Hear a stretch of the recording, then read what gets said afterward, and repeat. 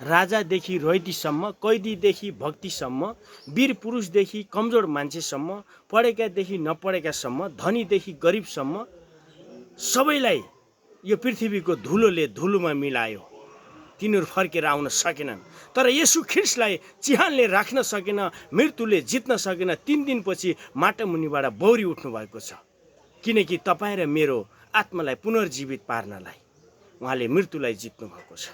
यसैले मैले पनि धेरैलाई विश्वास गर्थेँ, तर विश्वास गरेका ती कसैले पनि मृत्युलाई जित्न सकेको प्रमाण पाउन सकिनँ।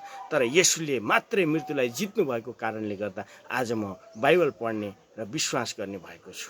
यसै कारणले गर्दा तपाईँले पनि येशूमा विश्वास गर्नुभयो भने, पुनरुत्थानमा विश्वास गर्नुभयो भने आत्मालाई पुनर्जीवित पार्न सक्नुहुन्छ, अर्थात् अनन्त जीवनमा प्राप्त गर्न सक्नुहुन्छ, स्वर्गको राज्य प्राप्त गर्न सक्नुहुन्छ। त्यही भएर येशू ख्रीष्टले भन्नुभएको छ, बाटो सत्य जीवन म नै हुँ, मलाई विश्वास गर्ने मर्यो भने पनि बाँचिराख्नेछ। यो कुराले मेरो हृदयलाई छोयो र मैले चाहिँ बाइबलमा विश्वास गरेँ, येशू ख्रीष्टमा विश्वास गरेँ। विश्वास गर्नुहोस्, हेर्नुहोस्, तपाईँले विश्वास गरेका चिजहरूले, थोक वस्तुले मृत्युलाई जितेका छन् भने विश्वास गर्नु, छैन भने नगर्नुहोस्। जसले मृत्युलाई जितेको छ उसमा विश्वास गर्नुहोस्। तपाईँ र मेरो आत्मालाई पुनर्जीवित पार्न सक्ने शक्ति चाहिँ त्यो येशूमा छ।